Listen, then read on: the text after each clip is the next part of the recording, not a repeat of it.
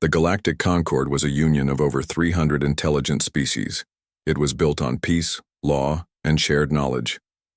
But peace had a price, and for humans, the price was silence. When Earth joined the Concord 20 years ago, a special treaty was signed. Humans were allowed to explore, trade, and even settle on distant planets. But one rule was clear and strict. Humans were not allowed to build warships. Not even one. Commander Eileen Dre remembered the signing day clearly. She was a young officer then, proud and full of hope. Now she stood inside the Concord's tall, silver halls on Tazik Prime, not as a soldier but as a liaison officer, a quiet role with no power. The room around her was filled with alien ambassadors. Some were tall and glowing, others small with bright eyes. Each one represented a different world, and most looked peaceful. But Eileen knew better. Peace could be a mask, and lately she had seen signs of something deeper. A Concord assistant handed her a tablet. "Today's briefing schedule, Commander Dre," he said in a soft voice. She nodded and took it politely. "Thank you." As she walked down the corridor, she read the file. A mining colony near the edge of Concord space had reported missing cargo. Another report said a science ship had vanished on patrol, and yet another mentioned a sudden blackout in a defense satellite system. Each event seemed small, but together they formed a pattern, a quiet warning. Later that evening, Eileen sat in her temporary quarters, staring at her own private screen. She had opened a secure message sent by a source she didn't recognize. The signal was old and weak, but one thing caught her eye, a ship ID code, HSV Argent Spear. The letters HSV stood for Human Space Vessel. But this name wasn't in any registry. Not Earth's, not the Concord's. And the signal's location? Deep space, far beyond, Pluto and the cold, dark edges of the solar system. The ship didn't exist, and yet it had sent a beacon. Eileen ran a check through old military logs. The name Argent Spear didn't appear anywhere, but the structure of the code matched human design from over 40 years ago, during the early colonization days, when Earth had sent ships into unknown regions. Most of those missions had failed. Some ships were lost. Some colonies never sent messages again. Eileen's eyes narrowed. Could one of those colonies have survived? And if so, what had they built? The next morning, Eileen requested a private meeting with the Concord Security Council. She didn't mention the Argent Spear. Instead, she asked about the missing science ship. Ambassador Trilex of the Irini Council gave her a cold look. "Humans are not allowed to investigate outside their sectors," he said. "I'm not investigating," Eileen replied. "I'm observing." "You are observers," Trilex said, "not guardians." The message was clear: stay in your place. Eileen said nothing more. But inside, something had shifted. Earth had been told to be quiet, to stay peaceful. But what if peace was being used to hide something? Back on Earth, Eileen sent encrypted messages to a few old friends. She didn't use military channels. She chose people she trusted, people who believed Earth had the right to protect itself. First, she contacted Aaron Vo, a brilliant pilot who had been grounded for designing a ship too advanced for civilian use. Aaron didn't ask questions. He just said, "Tell me where and when." Next came Dr. Liana Shu, a spacecraft engineer who worked on asteroid mining rigs. Liana was curious and brave. "You found something, didn't you?" she asked. Eileen replied, "Maybe, or maybe it found us." Together, they quietly planned a trip to the outer solar system. Their mission was simple: find the Argent Spear. Officially, they were part of a civilian research team studying asteroid movement. Unofficially, they were going to find out if Earth's lost children had returned, and if they had broken the Concord's greatest rule. No one else on Earth knew. The Concord definitely didn't know. If they did, the mission would be blocked before it began. But Eileen couldn't let it go. Something was coming, and Earth couldn't afford to stay silent anymore. 2 weeks later, a small vessel launched from a station near Jupiter. It carried no weapons, only science tools and repair drones. But its crew had one goal: find the ghost ship that wasn't supposed to exist. As the stars moved slowly past the window, Eileen sat in silence, her eyes on the deep black ahead. She didn't know what they would find. A broken wreck? A message from the past?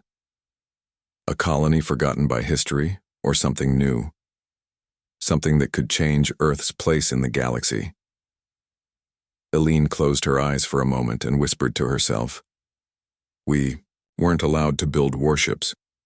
But what if someone else already did?" The room was dim and quiet. Commander Eileen Dre stood alone, staring at the strange message flickering on the holoscreen. The signal had come from deep in the Kuiper Belt, far beyond Pluto, in the coldest edges of the solar system. It was a simple ping, a ship's emergency beacon. But what caught her attention was the identification code: HSV Argent Spear. There were no records of such a ship in Earth's registry, and yet, it carried human design. Eileen knew what that meant. Someone somewhere had built a warship, but how? Back on Earth, humans had agreed to strict rules when they joined the Galactic Concord. One rule was very clear: humans were not allowed to build warships. Ever. Not even for defense. The Concord believed humans were too unpredictable. The problem was, some of the Concord's own members were secretly preparing for war. Eileen had seen signs of it: strange fleet movements, missing cargo, classified space lanes suddenly blocked off. And now, this ship, she had to investigate. Quietly, she reached out to a few trusted people. No military officers, no politicians, just people who could help, without asking questions. First came Aaron Vo, a young pilot once expelled from the academy for designing a shuttle that flew faster than allowed. He smiled when he heard Eileen's voice. "You finally found something worth breaking the rules for," he joked. Then there was Dr. Liana Shu, a spacecraft engineer who now worked on asteroid mining bots. "I've seen strange materials in the outer belt," she said. But no one wanted to check. They were too afraid. And lastly, Milo Bren, an AI technician with a quiet mind and a love for puzzles. "I'll bring my drones," he said. "They don't ask for oxygen or paychecks." Within a week, they were on a small research ship heading beyond Neptune. Their goal, the Argent Spear. The trip took 9 days.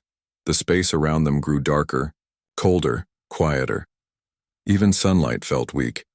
When they finally reached the signal's source, everyone on board stared in silence. Floating in the dark was a long, sleek vessel. It was black with silver lines along its sides.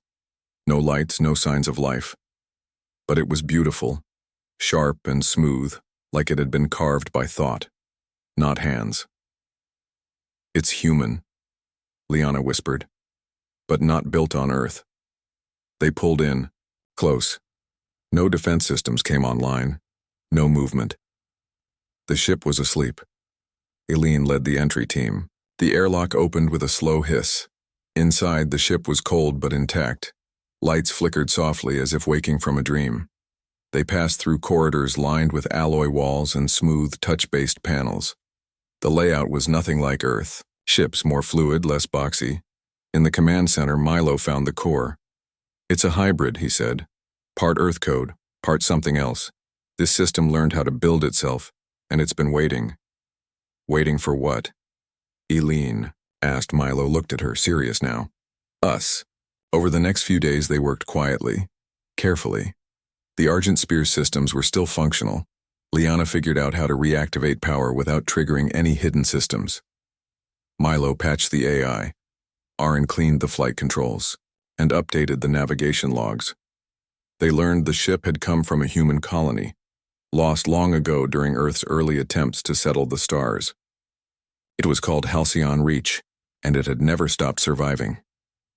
"They weren't destroyed," Eileen said as they read the logs. "They adapted, they learned, and they built this. But why send it back?" That question was answered by a message hidden deep in the ship's memory. It was short, clear, and chilling. "The Concord's cleansing protocol begins within 10 cycles. Earth is not ready. We can help, but only if you wake up." Back in the mining station near Neptune, the team made the decision. They would hide. The Argent Spear here. The station had once been used for deep core mining, but now it sat quiet, its tunnels empty. It was the perfect place to repair and study the ship without alerting anyone. We can't take it back to Earth, Eileen said. Not yet, but we can learn from it and we can prepare. Over time, the ship began to respond. Its AI adapted to their presence, learning their names, offering systems for training. It wasn't just a ship. It was a teacher, a reminder. Humans didn't need permission to survive. They only needed purpose. One evening, Eileen stood in the control room watching stars drift past. The ship behind her hummed softly, almost alive now. We're not building warships, she said to the others. We're building something better. A future where Earth isn't afraid to stand up.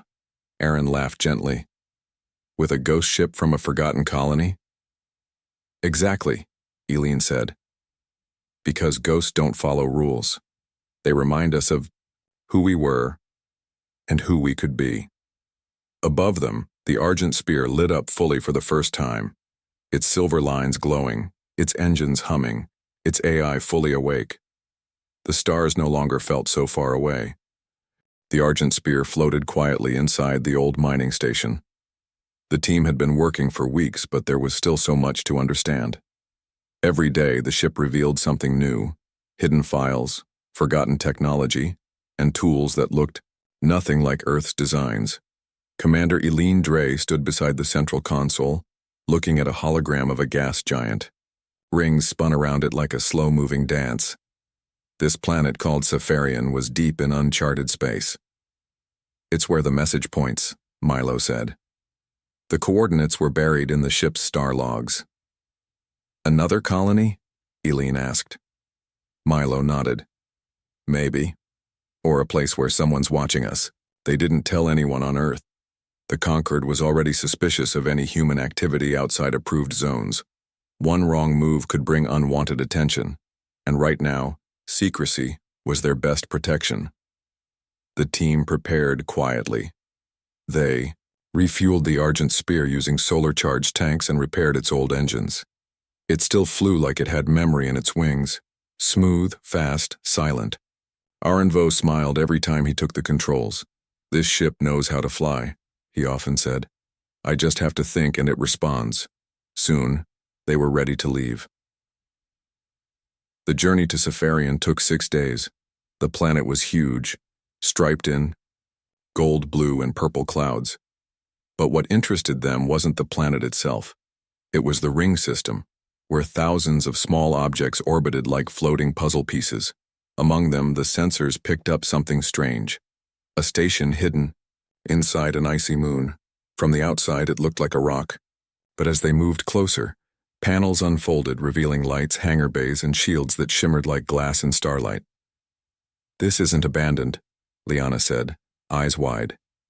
Eileen nodded. Someone's home. They sent a signal. A simple message. We come in peace, we carry human origin, request communication. For hours there was silence. Then a reply in perfect English. Welcome to Nova Mir. You've come farther than most. The station opened. The Argent Spear glided inside. Nova Mir was not what anyone expected. Inside the icy shell was a city made of light and glass. Buildings rose in gentle curves. Gardens floated in low gravity.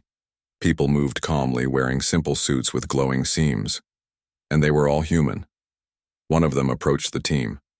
She looked older, with gray hair tied back and bright, kind eyes. I am Kalia, she said, leader of Nova Mir, or as we say here, first among equals. Eileen stepped forward. You're from the Halcyon Reach? Yes, Kalia said. We are the children of the lost ships, the ones Earth forgot. But we never forgot Earth. They sat in a round room filled with soft lights and quiet music. Kalia spoke of their history, how a group of early human explorers were cut off during a solar storm.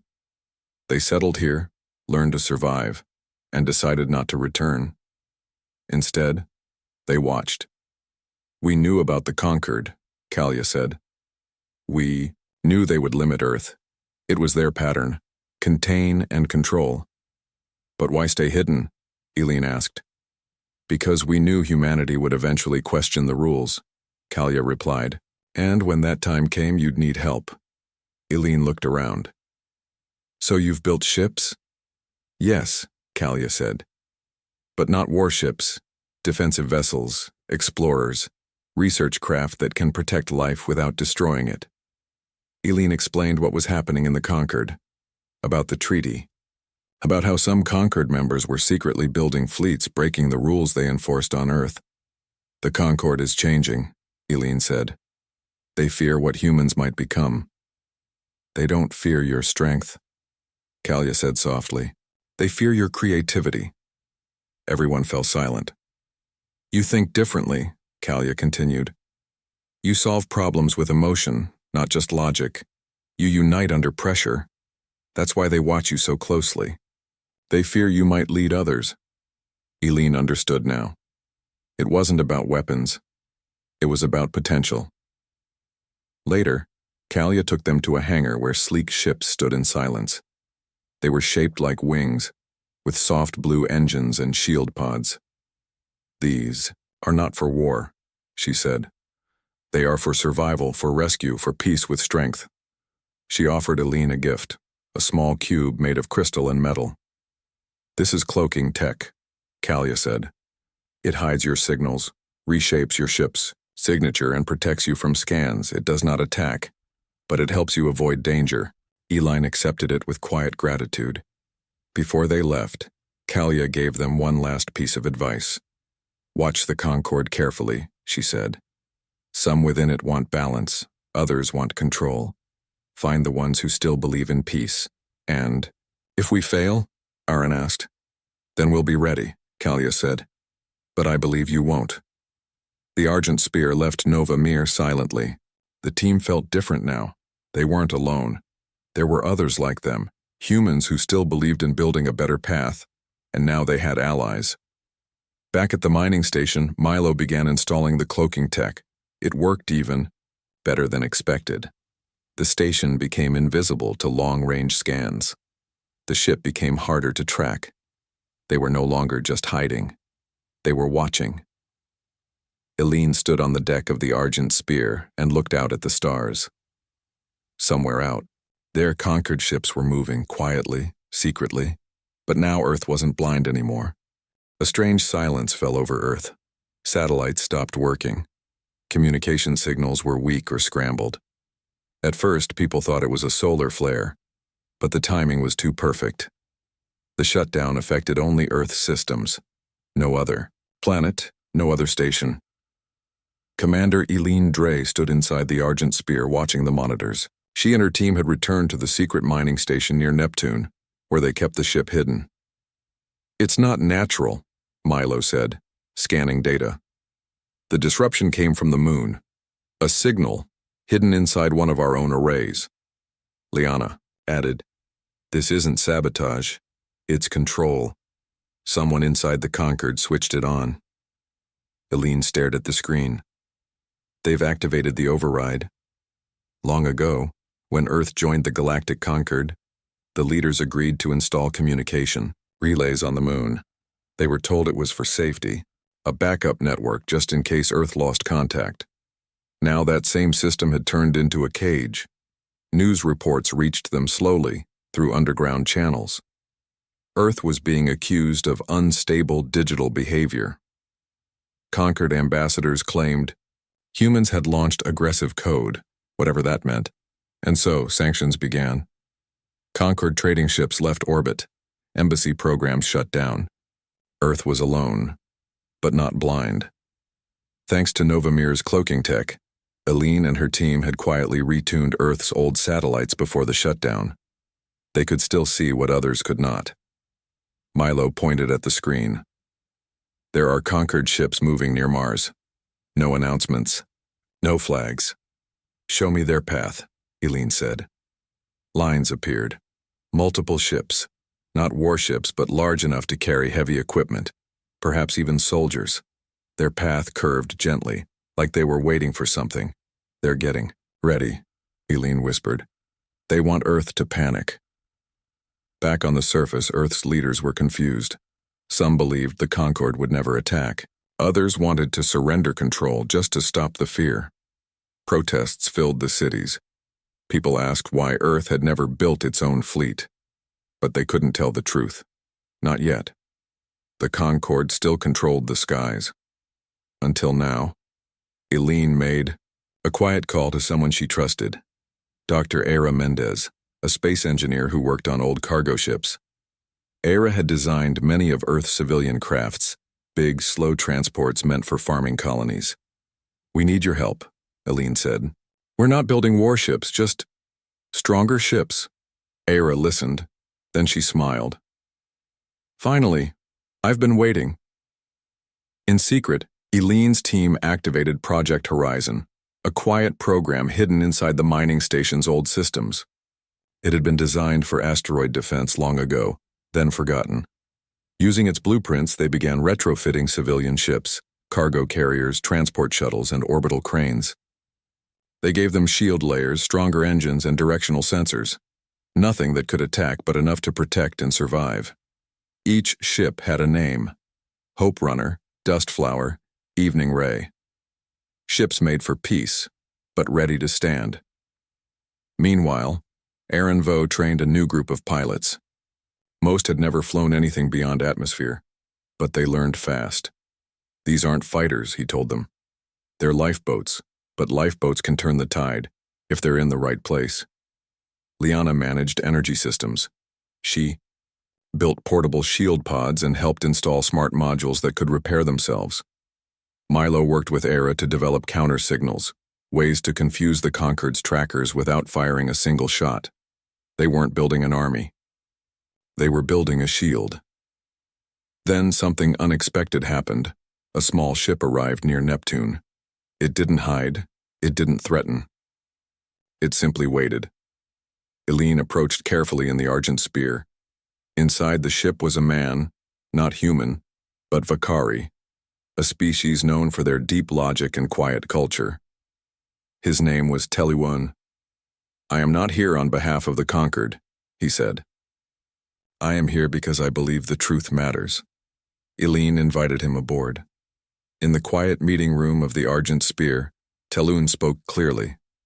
"There are two kinds of minds in the Conquered," he said. "Those who seek balance, and those who seek control. The ones near Earth, they want control." "Why now?" Eileen asked. "Because Earth is changing," Teluan replied. "And change frightens them."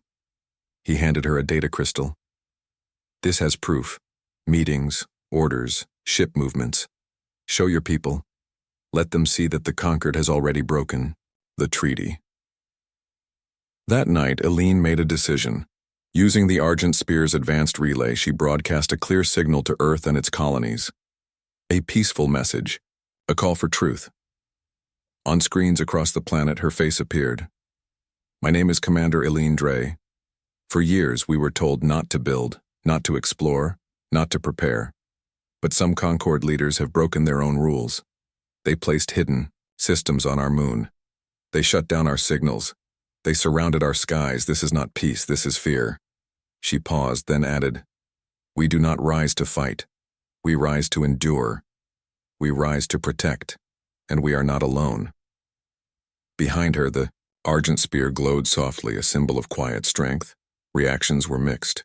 Some people were afraid, others angry, but many felt hope, for the first time in a long time. More engineers volunteered. Retired pilots came forward.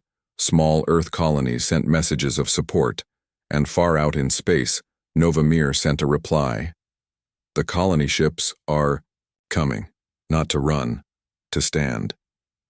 Earth had no warships, but now it had something stronger, a fleet of brave minds, united hearts, and the will to choose their own path.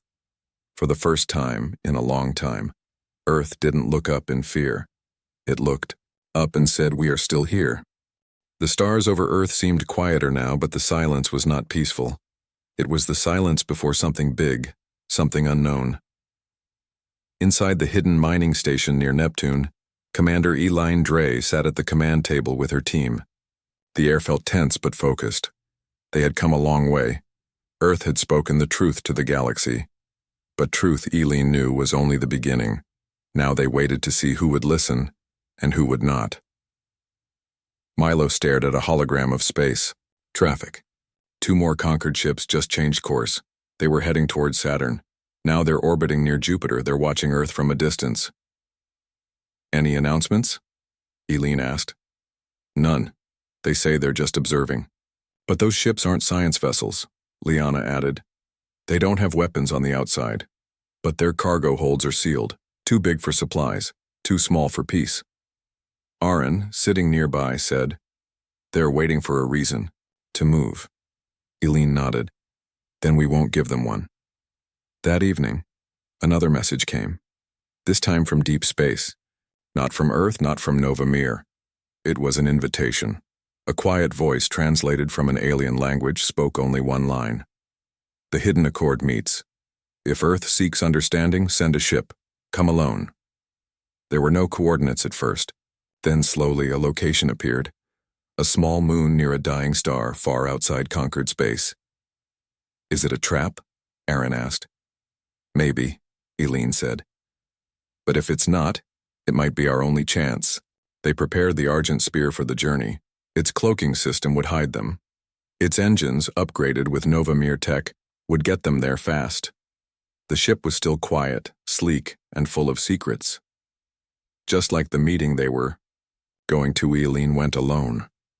The rest of the team stayed behind to protect Earth's growing fleet of peaceful ships.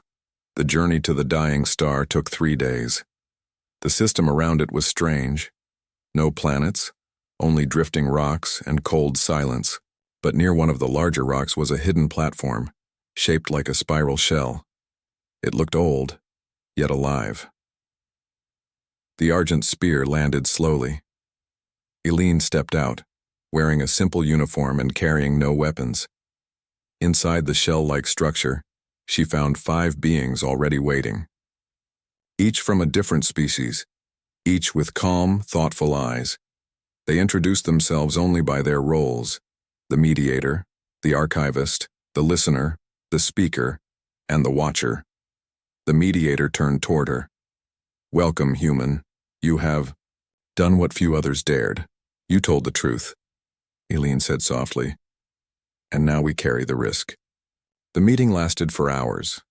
The Hidden Accord, as they called themselves, was a secret group, formed years ago, when some Concord members started noticing strange patterns: missing ships, unfair laws, quiet takeovers of peaceful colonies. They called it stabilization, said the archivist. But it was about power. The listener added, We have kept records. We have watched Earth. We knew the moment would come. Then why didn't you help before? Eileen asked. The watcher replied, Because Earth needed to speak first. Now that you have, the galaxy listens. The speaker stood and walked slowly around the room. You must understand, he said. The fear of humanity is not about war. It is about your nature. Eileen raised an eyebrow. Our nature? You adapt. You imagine. You build things not because you must, but because you can. You take what is broken and make it new. That is powerful. And power brings fear. Eileen looked around the room. But fear doesn't give them the right to control us. No, the mediator said, which is why we are here. The Hidden Accord made her an offer. They would not fight. They would not send ships. But they would give Earth something more. Important, evidence and support. We will speak when the time is right, the listener said. We will stand when others begin to question. You won't be alone. And the conquered? Eileen asked. Let them act first, the speaker said. If they move with force, the galaxy will see. And once seen, control becomes difficult. Eileen nodded slowly. You're not trying to start a war, you're trying to stop one. The mediator smiled. Exactly. When she returned to Earth, the team welcomed her with cautious hope. She told them everything: the Hidden Accord, their silent support, their plan. They don't want to fight for us, Eileen explained. They want to help us speak louder at the right moment. And until then, Milo asked, we stay strong, we stay open, and we prepare. News from the conquered continued to grow tense. A large meeting was announced, a special session of the Conquered Council. Earth was not invited, but the topic was clear. The future role of human species. Liana frowned as she read the headline. That doesn't sound peaceful. They're testing reactions, Aaron said, seeing who will speak up, seeing who will stay quiet. Milo checked the map again. Several Concord ships are moving closer to Earth, slowly, carefully. They're trying not to look aggressive, Aline said, but the message is clear. And then, a soft message appeared on the Argent Spear's private channel. A single sentence from Nova Mir. The colony ships are almost in position. Just say the word. Aline looked at the stars. Earth still had no warships, but it had something else. A voice, a fleet of peaceful defenders, allies in the shadows, and the eyes of the galaxy watching. The Concord Council began its session. On a giant space station called Virelon Arc, leaders from across the galaxy gathered. Each species had a seat, except Earth. The topic was clear: the human problem. The council chamber was quiet, but under the surface tension was growing. Some leaders wanted stronger control over Earth. Others were unsure. A few remained silent, watching closely.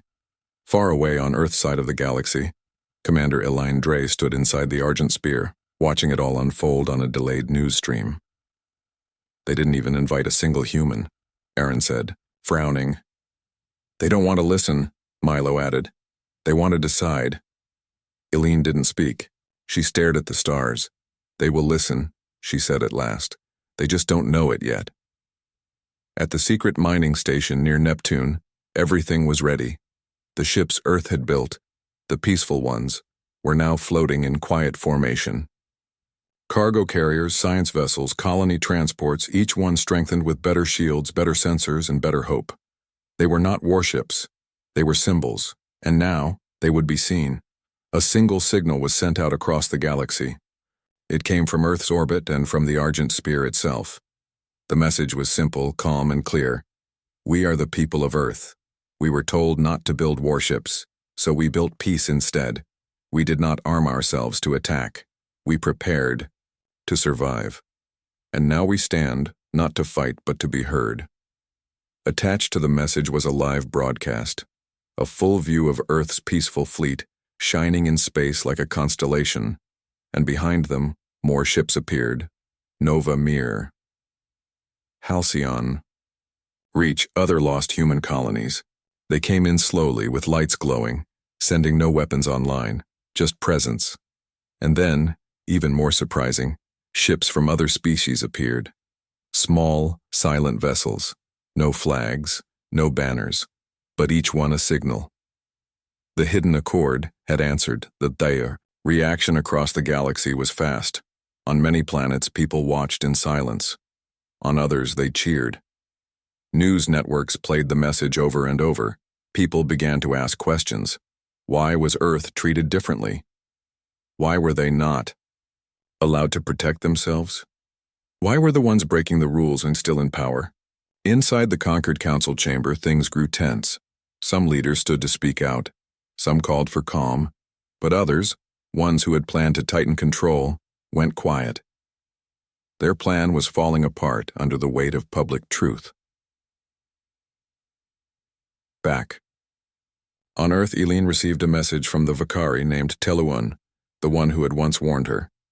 You have changed the conversation. Now watch who changes their silence. One by one, peaceful nations in the conquered began to issue statements. They called for fairness, for review, for balance. They did not speak of war. They spoke of respect. And for the first time in many years, Earth was no longer seen as a problem. It was seen as a mirror, showing the Concord its own mistakes. A week later, the Concord Council sent an invitation. It wasn't loud. It wasn't full of praise. Just one message. Commander Eileen Dre is invited to speak before the council. The Argent Spear entered Concord space not as a warship, but as a witness. It docked quietly at the Virelon Arc. Reporters from many planets waited, but there were no dramatic entrances, no speeches. Eileen simply walked into the chamber, calm, and steady. When her moment came, she stood before hundreds of alien leaders. All eyes on her, she spoke slowly, clearly, truthfully. We were told we couldn't build warships, so we didn't. But we watched others build them in secret. We saw the rules were not broken by us, but used against us. She paused. We are human. We don't seek to control others. We seek to survive. We seek to learn.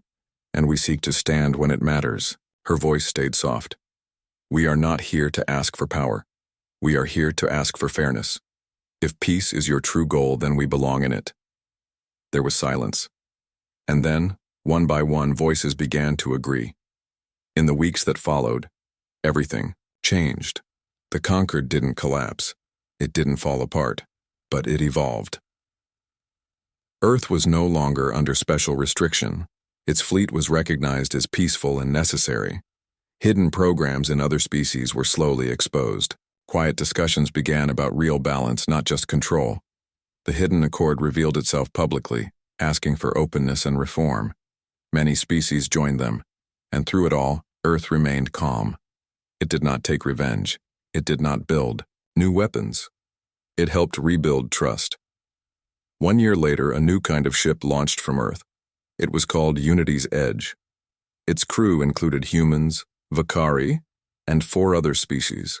It carried tools, not weapons, science labs, not missile bays, gardens, classrooms, places to share. Commander Elaine Dre stood at the viewing deck, watching the stars. Aaron stood beside her. Do you think it will last? Elaine smiled. Nothing. Lasts forever. But if we build it right, it might live long enough to matter. He looked out at the stars. What should we call it? This new way? She thought for a moment. Peace with purpose. And so, the story of Earth changed. Not because they built warships, but because when it mattered most, they built something better.